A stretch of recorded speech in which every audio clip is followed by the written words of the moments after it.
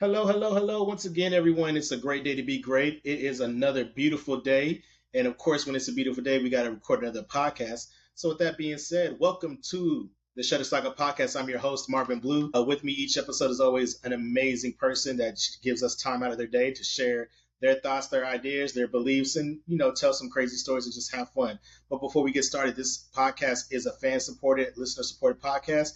It's given to you absolutely free of charge. All you got to do to support it is like, subscribe, share with your friends, give us a follow, hit the bell for the notifications, leave comments. It lets us know that we're doing a good job. And then also we're able to put this show out there because of our amazing sponsors. With that being said, our first sponsor is always the OGs of the show, the guys that's been with me since day one. Rather than these shenanigans with me, it's the guys at Cheetah Stands. Cheetah Stands, you already know it. If you believe in off-camera flash, if you believe in putting your very expensive lighting equipment on some stands, you want to put them on the best stands out there. They're going to protect your stuff. They're going to make sure that it stays secure.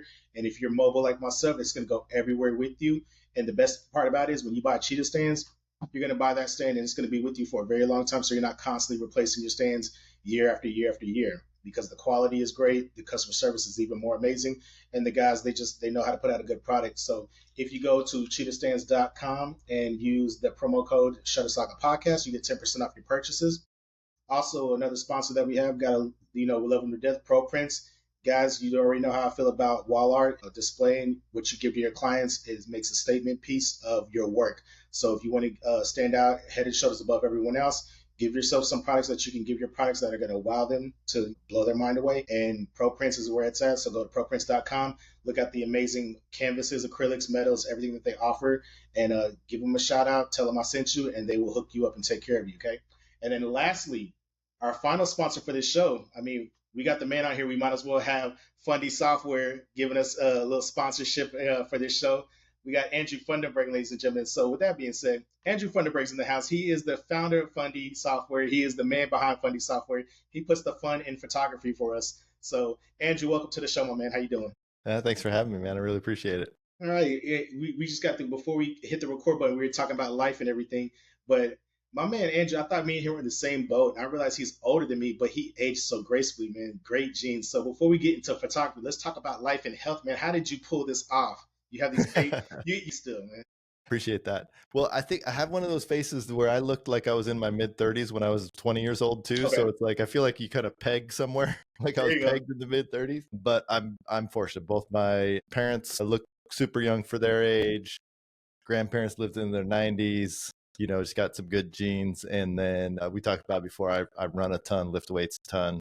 I feel like when you're in good shape, you look younger. So was this always a lifelong thing of you staying in health and fitness, or was it kind of like the midlife crisis and you're like, I got to stay in shape? Oh man, when I was in my mid 40s, New York Times had an article and it was like, they did this long study of who lived longer, people that walked regularly. Sorry. Oh man, I need some water. Walked regularly or ran regularly. And I did neither. So I was like, well, I got to do something. And my cousin was a runner. So I started running. And I was running a lot. And then, I'm seeing these guys that are like, they're like ripped and stuff. And I was thin, I didn't look great in a swimsuit though. And so I was like, I got to start lifting weights too. Nice. I always tell people, especially now that I'm getting back into everything a lot more and I've started shedding the pounds. If you want to give yourself some longevity as a wedding photographer, staying in shape is so important because it will buy you some extra years, because you start feeling it when you start getting in the late 30s. You start feeling those 8-hour days being on your feet. You wake up the next day, you're like, why do my feet, ankles, and knees 100%. Hurt so bad? And you're trying to figure out if you need to go hold fast or if you need to use spider holsters. And your holsters become a big deal when you start getting up in the age to where 100%. It's like, how you do it. But yeah, that's awesome. And then we'll hop right into it with everything. I love knowing that I got a fellow fitness guru amongst us. But it's funny because I follow like Andrew Funderburg, and he does like so much running and does triathlons and everything, and he loves marathons. So it's like, oh, there's a niche of us, even some of us photographers that love to do things like Sean. He's into extreme sports and everything. He wants to ATV, and I remember Jeff loves motorcycles, and here I am getting back into becoming an endurance athlete, and Brazilian jiu-jitsu. Those are my two things. But nice. Yes, yeah, because I got daughters, so I got to know how to destroy their boyfriends. Yep. Yeah, you got to scare those boyfriends. It has nothing to do with my ego. It's specifically because in case I got to fight a boyfriend, I got to be able to hit it with a surprise and a flying armbar would get the trick done. It's like, not only did I get beat up by her dad, but he did it in such a cool way I can't even press charges. Because no one will believe that he jumped off the wall, caught me in a flying armbar, and then broke my shoulder before I even hit the ground. 100%. And then went back to eating tacos. But so with everything going on, how long have you actually been a photographer now? When did you get your start? So I stopped shooting a long time ago. I stopped shooting maybe 2013, 2012, something like that. So I actually started shooting in Japan because my wife's Japanese. We got married in Japan. Kids were born in Japan. So I started shooting weddings in Japan on film. And it was right at the transition film to digital. And I was shooting for another studio as a second shooter. Not a second shooter, but a main shooter, but I was under their brand. And then got approached by 3 Iron Chef restaurants, and they contracted me to shoot their weddings there. So I was shooting weddings there. We moved back here, shot a few weddings, and right before we moved back, I started Fundy Software out of nothing. And then, it grew to the point where it needed my full attention. And so I stopped shooting and started focusing fully on the software. Yeah, just so I know you started the career as a photographer. I didn't know that you completely were out of it. I always known that you've always had your finger on the pulse of the industry, because from day one when I came in 13, I knew about Fundy since day one. So it's always been in and out of the usage of it has always been in and out of my career the entire time. Whether it was me using it for my first album design, because the first time I sold an album, didn't know how to design it. It was like, sold an album, oh crap, how do I make one now? I gotta get in there and design it. I was definitely fake it till you make it. And I just remember 100%. She was like, call Andrew. And I was like, who's Andrew? She's like, just type in Andrew Fundy, you'll find him. And I was like, okay, crap. Because I had to design something. And I remember that was the first time I ever touched Fundy. And I've used it for different things, but I just remember that was my early, my early days of just like, hey, we got to do something. But I've always been intertwined with the industry. So that's been pretty cool. So what was the vision behind Fundy Software, and did you think it was going to become what it became today, where it's a staple in the industry now, in my opinion? I appreciate that. The vision was always, so I got into photography at that cusp of digital, right? And so when I was shooting and I was starting to design albums, there were 2 or 3 pieces of software out there, but they were very rigid, right? They were pre-made templates, and you just had to scroll through and search through their templates and drop your photos in. And if the template didn't exist that you wanted, then too bad, right? Or you could free design in Photoshop, right? And so the concept is how could you bring the creativity of free design, but the automation that, a robust program can give you. Right. So that's always been the goal, is to basically make it as fast and automated as possible without removing any creative control. Because usually that's the trade-off, right? The more automation that you have to give up creativity. Right. So that was the initial instance. And then built on top of that, our core values, which are my core values, is first of all, print is important, right? Print's important for families, for individuals, for society. It's something that lasts forever, right? I made a documentary on finding a print of my great uncle from World War I and went back to the studio where it was taken in France and had my portrait taken, right? That's how important print is for the legacy as a family. And so as professional photographers, right, our gift to the world is creating printed work for our clients. That, like, a wedding album isn't for your clients, right? The wedding album is for your clients' children and grandchildren. Absolutely. Right? That's who it's for, right? So we have the privilege of providing that to the next generation, which nobody else does. Right. Maybe the only thing close is like financial advisor that helps you invest for your children's future or your grandchildren's future or something. Like, everything else is like, we're the ones, right? We're the ones that hold the family legacy. And then on top of that power and importance of print is, having worked as a professional photographer and also running a business, the 2 key core values is, hey, how much time can I save you and how much money can I make you? 2 things right? I love. Right? Because that's what business is about, is like maximizing your time to profit, right? So how can I help business do that? How can, we had, during the pandemic when people couldn't shoot, we were like teaching people how to go back and sell albums to all their previous clients. Right. And I had some friends that made 120 grand a year just selling albums from the previous clients, that's what kept them afloat and paid the mortgage. Oh yeah. I'd say I remember, like, again, the ease of use from when you first jump into it. I would say, coming from someone that when I first came in didn't know much. I wasn't part of the shoot and burn brain children that came in 2013, and it was, things were changing. Shoot and share, pass, all those different things were coming out at that same time. Pixies, Pixaloo, Pixie Set, which you name it, was it Smug Mug, all those things were coming out at the same time. And there was a shift in there was a changing in the tides where digital became so prominent that we forgot about what, the power of print. And it was almost, I want to say there was like that 4-year run where it was all shoot and burn, and some of the best photographers out there were shooting burners, but we were working extra hard during that time to keep afloat for that. As somebody said, one guy educated me, and it was, I work 10 times less than you, but I make 10 times more. Mm-hmm. And it was like, somebody's like, oh, that guy's arrogant. I was like, well, he's got a point. He shoots one wedding, he gets paid, a little bit more than me. And on top of that, after the wedding, he's making even more money. And here I am. I may book more weddings, but it's like after I booked, that was it, because I wasn't taking advantage of the concept of selling prints and selling albums. And again, it was, new brand. It was new to me, but I didn't know that until someone educated on me.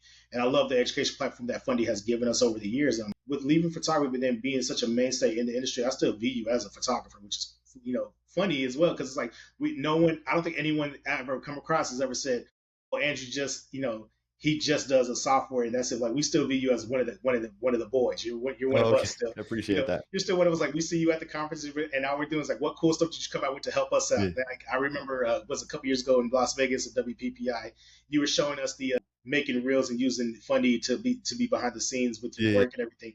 And I just remember that breaking out. It was such a game changer for us, especially when it's like, we got to capture BTS, and then now you have all these different things. But how have you been able to evolve Fundy over time to always, I guess, for one, have a finger on the pulse when it comes to the industry, and then two, how to just keep up with the times or be ahead of it in some ways, Yeah, I mean, I think it mainly is that we try as much as possible to be a customer focused company, right? So we have a Facebook group.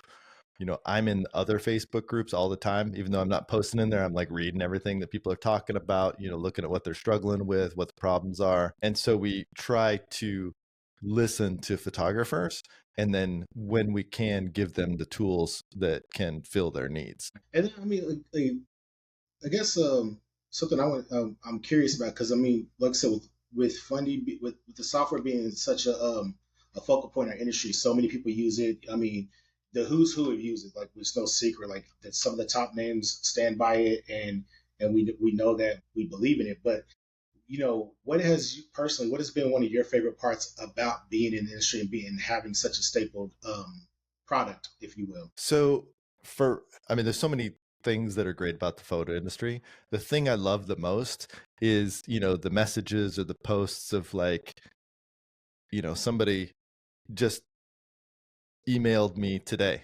It was like, I made a $4,800 sale, like just those little things, or, people posting in the storyteller group what their successes are, or even it's like, hey, it's my first time. I designed my album. I clicked a couple buttons and ordered it, things like that. So I'm very wired to, when I see people succeed, that makes me happy. Like, that's my happy place, is when I see other people succeed. And it's with everything, it's with like, a buddy, does really well in the half marathon that he did, or, somebody's kid graduated top of his class in high school. Like, when people succeed, that's what makes me happy. So if I can have a small part in that, that's my happy place. Nice. I love that. And like I said, when we talk about the success and everything with companies and you being so intertwined with them, what is something that you urge a lot of new business? I'm going to detour a little bit of the conversation. I knew we were going to talk about certain things, but now there's a lot of questions coming ahead. It's like, what can we do about this? How is it? I guess it's almost like because you're so product focused on Fundy itself. How have you been able to stay ahead of the power curve within the industry where you see certain trends coming to make the adjustment to help that new or emerging business owner in our industry? So I think for us, it's really about like looking at the actual product itself and saying, hey, how can we leverage the technology that we've already created and make it better and give new tools to photographers? So for example, I mean, I'm not sure when you're going to release this, so we're going to announce it on January 2nd. So we've got an update coming, right? We have the design wizard. You can design albums and wall art and cards all in a click, where we're introducing a design for me panel where you can save out your own presets. So for example, let's say your engagement album is with this company and you always do a 10 by 10 engagement album, plus you do some wall art mock-ups. So you can save that as an engagement preset. And then your weddings, maybe you do this album size with this album company and thank you cards. So you'll be able to save all these presets with albums, wall art, cards, and slideshows. And so we're able to give that one next level of automation, right? So looking at that, and then we have the slideshow module which most people use for their in-person sales sessions. You can do a slideshow of the album, and it's, put some sappy music in there, make the clients cry, make some money. But we're introducing the world's first AI beat matching. So you can import any song into Fundy Designer and it will AI beat match that song, so you can create those snappy marketing slideshows all within the same slideshow module without having to learn anything new, right? So it's how can we use what we've created already to give something new, interesting, and fun to help save more time and give more value. Nice. And so, like, I mean, obviously, man, like, you guys have always stayed ahead of power curve with like some of the growth of some of the changes you made. Do you see that like things coming a mile away, or do you have like a team of people that are behind you and say, hey, I think this is the direction that things are going? Because I mean, it went from film to digital, then digital back to film, and then digital film hybrid, and then you just shoot and burn. Then it was creating packages or creating albums. Then it was then it was sales. Then you still have people who still will not sell. Like once they're done taking the picture, they're done with it. They walk away and they don't give it a second thought. So you have so many different trends or whatever. How do you like pinpoint which ones are the sustainable trends and which ones are the ones that are just like flash in the pan? Well, I think we're fortunate that I keyed into, like, if we focus on saving photographers time and helping them make more money, and if we always frame it around that based on that pillar of the power of print, like, we can never go wrong, right? Like, saving time and making more money will never go out of style. Okay. Nobody's going to reject that. Be like, nah, I'd rather work more and not make money. Money is just weighing me down. And what happens when you're young and single, you've got all this time, you don't need that much money. So everybody's like, yeah, whatever, I'm gonna shoot and bird. Then you get married and you got kids, and then people are like, oh, I don't have as much time and I need more money. What do I do? Right? So we eventually always become the answer. I always say 50 weddings a year is a fun when you got a wife and kid. Yeah. Once the wife and kids are there, it's all over. Yeah. Once you miss one thing, and then you just feel so guilty, and then you're at that wedding, kind of, God, I gave up the ballet recital for this. Like, you obviously you don't show it, but it's like once you get to that point, that's when you got to make those changes and just say, okay, I got to book smarter, and I got to bet not harder, and I don't need to figure out how can I do, make the money that I make at 30 weddings and do it in 20, And I've always said it starts with just try selling one thing, because the worst they can tell you is no. It's not like they're going to say, hey, give us a refund since you try to sell us a wedding album. How dare you try to commemorate our memories into a wedding album, Yeah. It's just really, I say, get a sample, show it to them, and then just tell them, hey, I can add more pages, I can make it larger. Just start with that one, and it'll sell itself if you do it right. Design bigger and show it to them. I always do I know you asked for 20 pages. I put 30 pages on there. Do you want to go ahead and keep the 10 pages? Do you want to scale back? And they was just like, you know what? How much is extra pages? You're like, Next time do 50. Yep. There you go. 20-page album, then you do 50 or you do 40. Yeah. But I mean, it's easy to do it if you're doing the job right, which we know you are. So yeah. Exactly. So this is one of those questions that's going to put you on the spot, since I told a few people that you're going to be on there, but a lot of them rock with Fundy and they want to hear it from you. Over the years, you don't have to rank them, but who has been some of your standout photographers that you've had the pleasure to work with? Oh man, that's You're lucky I don't go, who's your Mount Rushmore? Because now that I know your age, I'm like, oh, he's been in it long. Who's your Mount Rushmore? Oh man, I don't even know if I can say it because I'm going to forget somebody because I'm old and then they're going to be mad at me, right? Well, we'll say charge to his head, not to his heart. He admitted he was old, even though he doesn't look it. I said charge it to your head, not to your Oh, heart. yeah. Well, here, I'll go way back machine and then nobody's going to get mad. But, I remember when the very first WPPI I went to just started Fundy, just started. Like it was version 1. It was a set of actions within Photoshop. Had no money. Got a cheap hotel room, and I packed 2 loaves of bread and a jar of the the Smuckers where they mix the peanut butter and the jelly in the same jar. Yeah, yes, that's what I was eating, man. Yeah, I was just eating that, right? Because I had no money. We had just moved back from Japan, right? I feel like you're describing my first WPPI experience. 2013, barely. I was staying at the Luxor on Points. Yeah. This was 09. My wife was 09. And I was meeting Jerry Gionis and Joe Buisink and Jim Gardner and all of these like old school big wigs, your Vaughn and stuff. Yeah. And I was able to meet all them and talk to them, and I was all starstruck. I was like, man, I made it big now. When did you have really cool. I've been very fortunate to be in some like really cool situations where I went to London for 9 Dots one year and went out drinking, and I'm out drinking with Ben and Aaron Chrisman, Two Man, and Tyler Workin, right?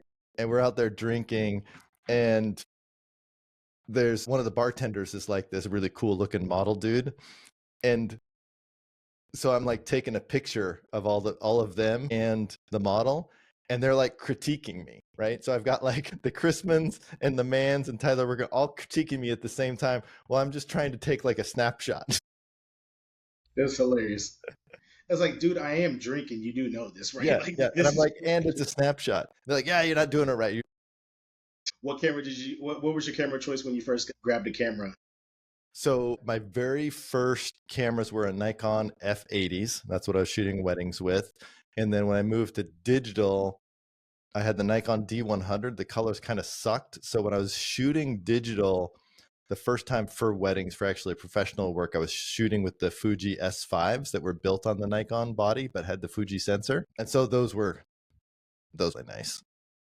And then for a while I was shooting, I had just for street photography, I had a Leica, but it got to the point where I needed readers, so I couldn't see the little focus thing anymore. So I had to give up the Leica. So let me ask you, aside from your iPhone today, what are you currently using today? I'm all iPhone, dude. I haven't picked up a camera in forever because I'm not really shooting professionally. You don't even have that daily go-to, like, you know what, I'm just going to get me this XT100 and just, I haven't, because I don't, man, the iPhone's so good recently, especially most of the stuff is just family stuff and street photography. But I do have a book on Amazon, Street Photography, a how-to to do street photography. If anybody wants, that's kind of my last professional work if you want to check it out. Yes, cheap plug it. If it's on Amazon, you guys can find it, all right, how to do street photography. Yep. But you could take the same concepts, whether it's weddings, and if you want to build on candid style pictures, I always say learn from a street photographer. Yeah. I always agree with that. Yeah. And if you want to dive into album sales, I do have a book on Amazon, Album Design and Sales, that has some pretty good stuff to get for beginners to go from zero to making some cash. Okay, I'll definitely make sure I plug those into your show notes here later at the end of the show and everything. But so with the new updates coming in, what else is on the horizon for Fundy Software, and what's on the horizon for you? So the horizon for Fundy Software are speeding up design, making it easier to make sales. We're just kind of improving on everything that we've created. We're going to make a bunch of improvements to the automation coming in January. We're going to make some improvements to the wall art, frames, IPS stuff in March update. And so we're just basically taking what we've created and taking user feedback and making it better and better. That's kind of our focus this year. And then what shows are you going to be at this year? Are coming up? So definitely be at Imaging and WPPI, and then beyond that, not sure yet. We're just like photographers, Q4 is really busy for us, right? Because we're busy testing all of the new releases, getting all the marketing stuff in. So basically we plan imaging and WPPI as we go into the end of the year, and then January hits and then we're like, okay, what else we got? I don't even know what we got. Well, I'll definitely see you when you come to Dallas because you'll be in my neck of the woods. So I can't wait. On the lookout for you there. And obviously Vegas, I go there because that's my second favorite city. As I always call it, you know. Awesome. But so this is one from one of the newbies. They wanted to know if you're starting out as a photographer, you're coming in, you're finally coming into your groove of honing in your craft and really starting to book. What recommendations do you have for the new business owners in regards to sales and trying to grow? Since you have such an intertwined relationship with a lot of photographers that have given you some of their knowledge. Yeah. So the number one thing, and I know I'm a little bit biased on this, but the number one thing is to integrate high-end print product into your business and do it as early as possible. Because I know photographers who have gotten referrals for like a high-end client from a wedding that they did like 15 years ago, because that client had their wedding album out and it was like some holiday party or something. And they're looking through the album from 15 years ago and their studio name was in there. And then they got the referral, right? And, things like, remember that every engagement session is also that family's very first portrait session, right? Tell that to every single client. When you do their engagement sessions, like, hey guys, this is your very first portrait session ever. And I want to create some amazing wall art for you guys. Nice. Right. And what size do you think wall art starts at? Because there's always that debate. What size start at? It starts giant and goes small, right? There you go. Right. You want to start big. Also with wall art, you always want to show collections, not single pieces. Right. Wall art is always about collections. So that's why when you do the auto design and Fundy, we create those collections for you. Right. And then it's simply like, hey, do you need a big collection above your sofa, medium collection over your mantelpiece, or a small collection for the hallway? Awesome. Right. And then, so if you go to, I'm going to forget something, but if you go to fkextra.com, so we have a blog post that kind of lays out the 3 principles for selling printed product. So 50kextra.com, and we get that 50K extra because that's like the average extra money that Fundy Designer has been able to give the beginning photographer, right? Some of our customers make like an extra 200 grand a year using Fundy Designer, selling albums and wall art. But 50K is kind of like that baseline level that we can like, hey, if you guys dive in, I can guarantee you're going to be able to generate an extra 50K. So the number one, the first thing is to show more, right? Show your samples, make sure your website has wall art previews on there, has pictures of your albums. You can do an album slideshow in Fundy Designer and click upload and upload it to the Fundy server. And then you can grab that embed code and put it on your website so they can watch slideshows of albums and stuff on your website. So show more, right? Show more printed product. Every time an album comes in, take pictures of it, throw it up on your Instagram, your Facebook, tag the customers. So show more. And then the next step is design more, right? Take a bunch of images, throw it, hit the auto design. If you design 60-page album, you just say, hey, I designed 60 pages, take out as many as you want. Like, I went crazy, but you had an awesome wedding. Sorry. Right? I couldn't help myself. Right. Because when you walk into a car dealership, do they have the base model in the showroom? The good ones. They got the good ones, right? They got the good ones in the show with all the doodads and da-da-da, right? Because it's the customer's job to say, no, I don't need the ski rack, or I don't need the, XM radio or whatever.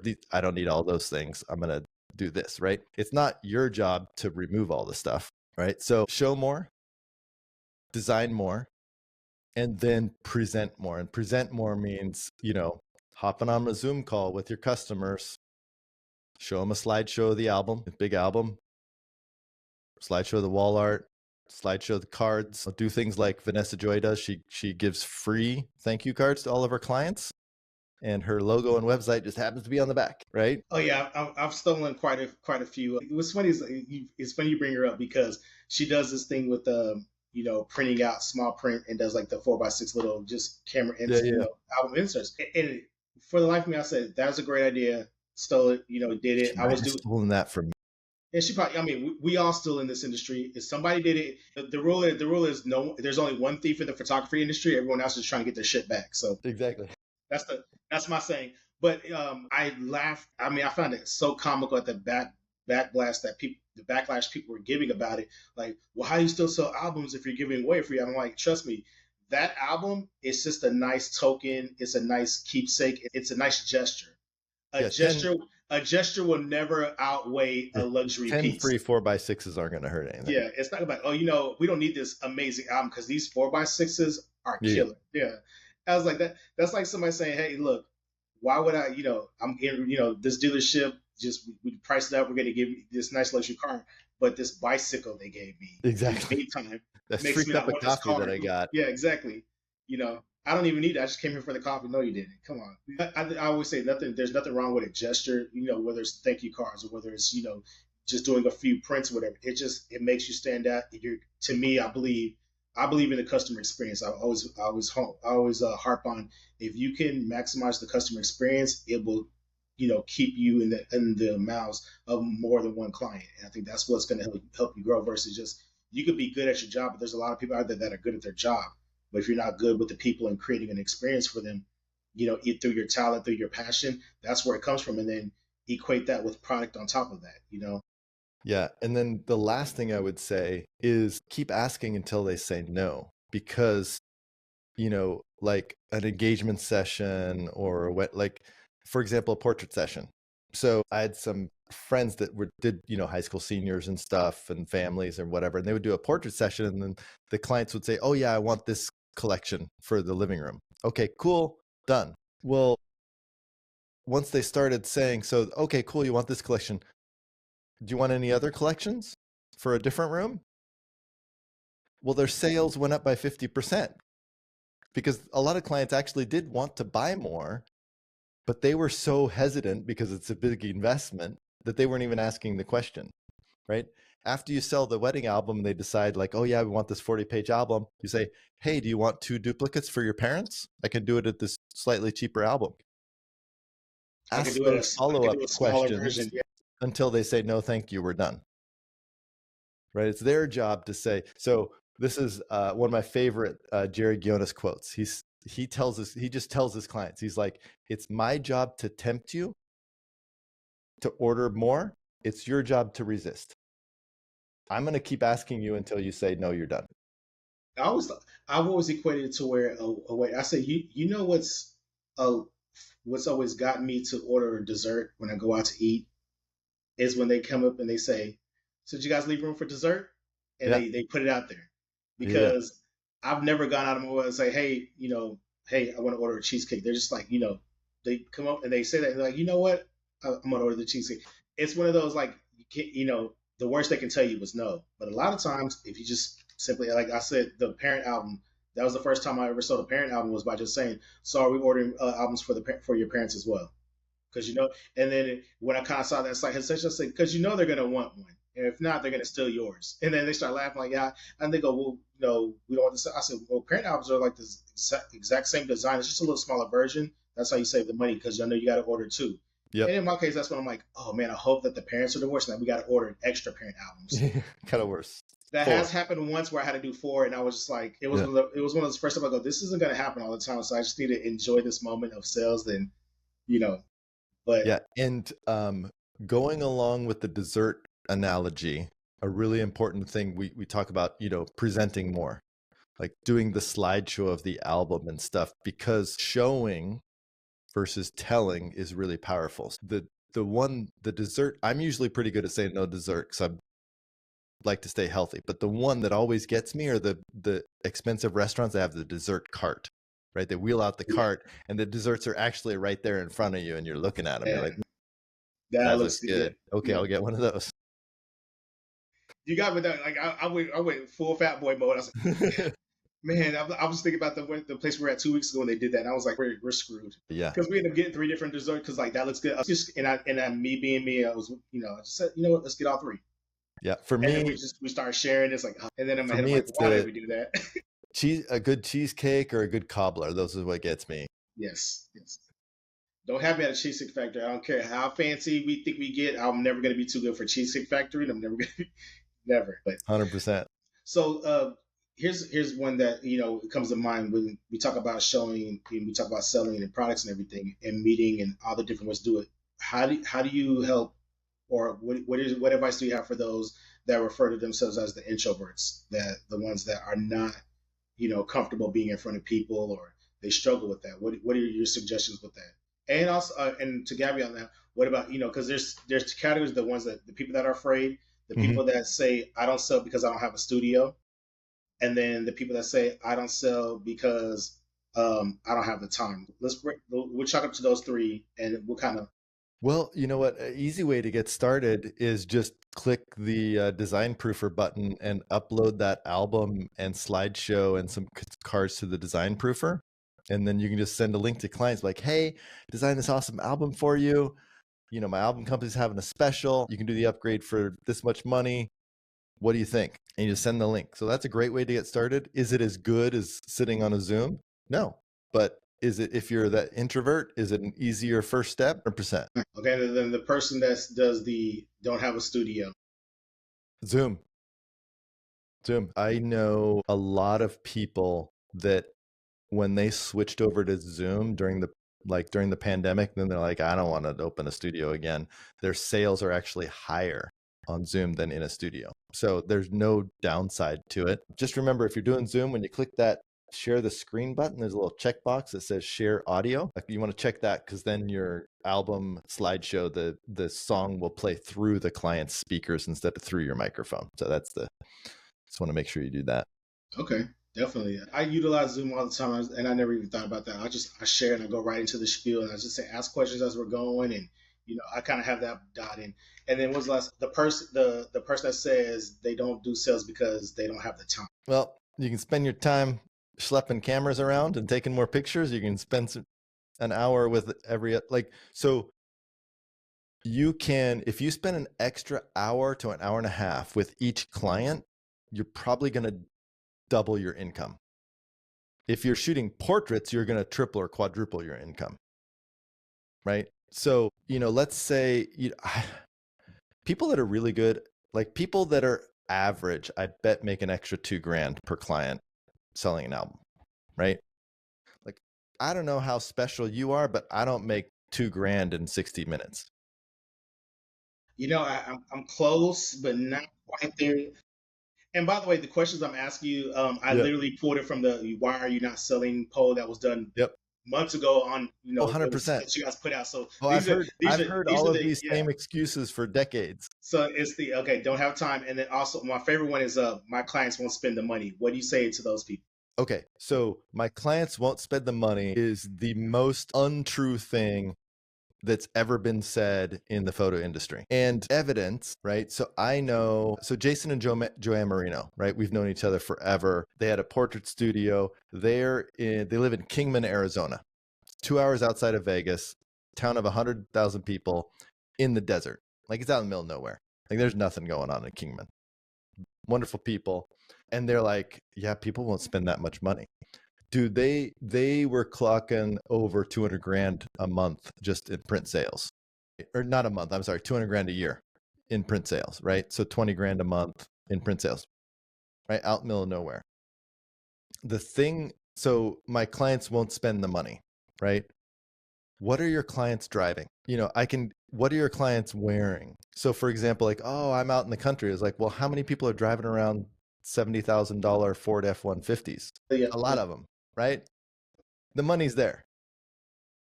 Right? And what do people love more than anything else? To me, I think tangible products. Well, even more than that, what do they love? Their family. People love their families more than anybody. Like, a dad will jump in front of a frickin' truck for their kids, literally. Very true. Right? If you focus on the people's family, the relationships, the people they love, you're getting married. Who do you love the most? You love your parents, right? And your family. It's the event, right? If you focus on the family and the story and then translate that into a legacy product, high end, people will invest insane amounts of money with it. So, my clients won't invest in that. I'm sorry, that's just not true. No, I get the bad news for you. 100% agree with that. And again, you hear it's like, and everyone's like, there's all these laundry lists of excuses. But to me, I feel like the more we say it out loud, we debunk a lot of that. 100%. Because I've heard, like, my favorite one is, why would a client pay for a $1,500 album when they barely paid $1,000 for me at their wedding? And the first thing I said was, well, you're not charging enough if you're only getting $1,000. Yeah. But I also said they charge it because they value what you provided for them. They're going to value that. It's up there with, if the house was on fire, what are the things you're going to grab? People are going to say, the family album, the family Bible, And the hard truth is, for them, their family legacy is more important than you. Absolutely. Right? They will spend more on the album than they spent on the shoot, because the album is about them. The shoot's about you. Absolutely. There have been so many times, and it's never been a cash grab for me, and I never even asked for it. Like, when it gets brought to my attention that, like, a client has lost someone close to them, like whether it's a parent or a grandparent, and I was a part of that, and I remember they're like having that interaction with them, and I know how close they are. If it's brought to my attention and I have enough time, I'll create a simple print of that family member, frame it, send it to them, with the a thoughts and prayers card or something, or simple my condolences, whatever. And I do that because I do believe in the gestures. I do believe in the gestures of goodwill. And I know, because something I've always seen time and time again is, when someone loses someone close to them, the first thing they do is they start scrolling through the phone trying to find every picture they can of them, because they don't have anything tangible. So it's crazy, because I've been told, this is the first picture that I actually have of me and my dad, like, in frame, that was actually framed, that wasn't on the phone, even though they've done the wedding, they, because they have everything sitting on the flash drive or sitting in the cloud somewhere, and they're trying to download, or, you get a call, hey, you did my wedding 5 years ago, the gallery website is no longer working. It's like, well, yeah, I've switched servers since then, whatever. But they're like, how do we access our pictures? My mom just died. You're like, first off, sorry for your loss. Secondly, let me go into archives, pull it. And they're like, whatever we need to get it put back up, how much, just let me know how much, just bill me so I can get all the pictures again. It's like that. It goes into panic mode. I never want my clients to panic, but I always say, like, sell the thought of, like, this means something to you, because, again, you never know. And you have those families that, in Texas, we call it the quiet money. We call it the rancher money. The people that you look at, like, oh, they're not going to spend that much money. And the next thing you know, they're handing you an envelope with $9,000 saying, we'll see you on our daughter's wedding. You're like, where did this come from? They're like, oh, then you find out they got old money. They got old ranch money, or they just, the way we do, just the area we live in, people spend it on what they want to spend. Yeah. And I think a good way to think about it is that, if, you're a grown adult, right? And let's say, you want to go buy something expensive, and I tell you not to, like, I'm going to do it, and I'm going to do it twice. I'm going to probably even go bigger than what are you going to think about me? You'd be like, well, who's this guy telling me how to spend my money? Exactly. That's right. By not offering these products to your clients, you're being pardon my French, you're being the asshole. Absolutely. Because you are making financial decisions for people you don't know. And that's a big no-no. I don't care who you are, right? People, they can spend their money how they want. And would you rather they spend, $3,000 on an album upgrade for the wedding that they're going to have forever, or wasted $3,000, doing something stupid, because we're all doing stupid stuff, buying a couple Louis Vuitton bags, or one Louis Vuitton bag. I don't know how much they are now, right? What's more value? Where would you rather they spend the money?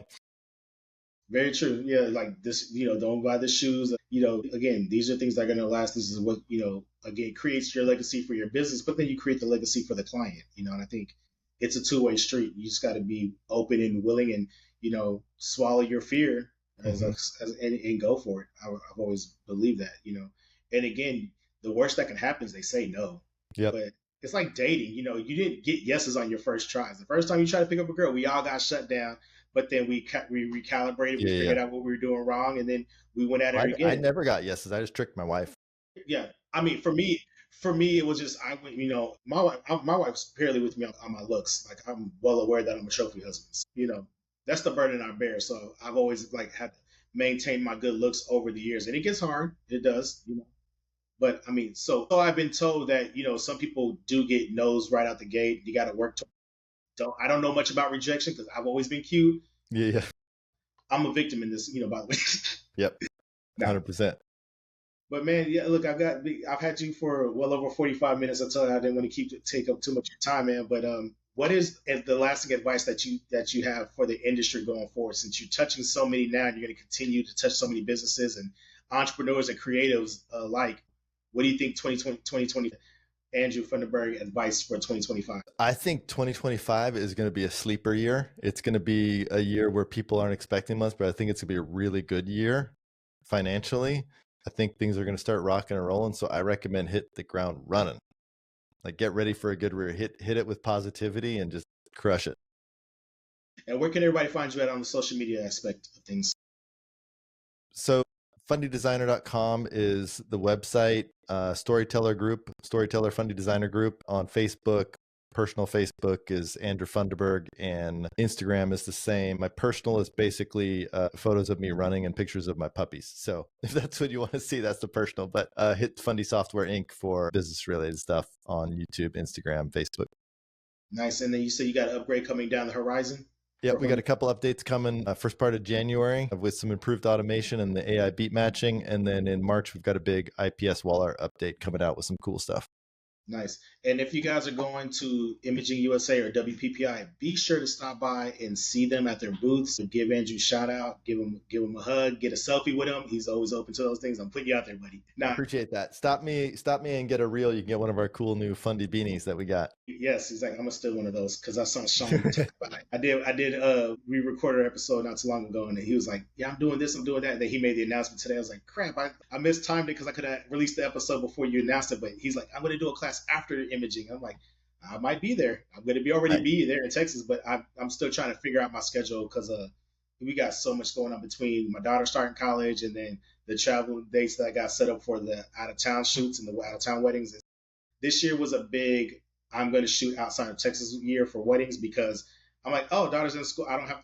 The less demand for daddy is off the table now because my kids finally going to college, so now I have more time to travel. And now I'm like, God, why am I traveling so much? So I'm getting the best of both worlds where I'm complaining about getting to do awesome work. It's a good problem. That's awesome. That's awesome. I'm happy for you. Well, hey, we'll make sure we plug all your social media stuff in the show notes as well as everything about Fundy. And thank you so much again for your time. Thank you. You have a good one. You too, man. That's it for this week's show. Again, thanks for tuning in. Remember to like, subscribe, and share with others. Leave those reviews and check us out on Instagram, Facebook, and TikTok. Until then, see you next week.